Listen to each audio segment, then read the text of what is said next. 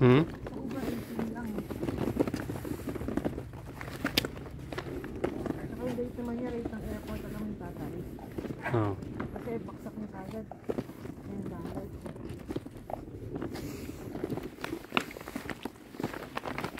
Mas mahal pa nga siya sa ulo. Dal-dal ang puta.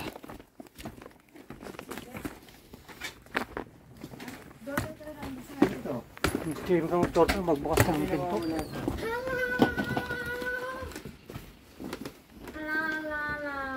Ah! Hi, Lala! I miss you! Kamusta ka na? Wala mo magnanako dyan tatay, hindi na mawala. Hi, Lala! Welcome to Canada! Lala!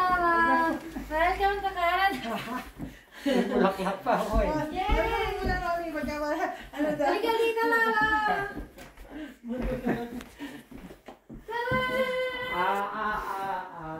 Welcome to Canada!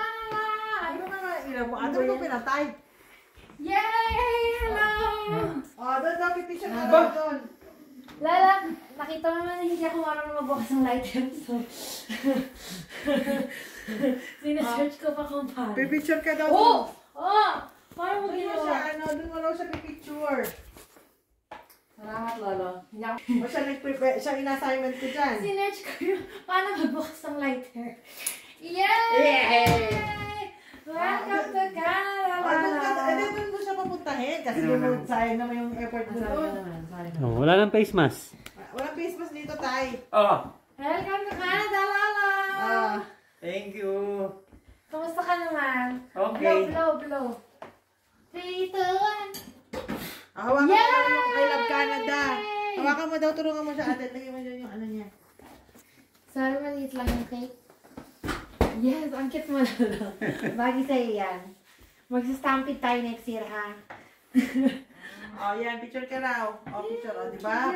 Lista ka din. Yung isa, hawakan mo yung flag. Baba mo muna yung card. Ayan. Oh, assignment ni Melissa yan.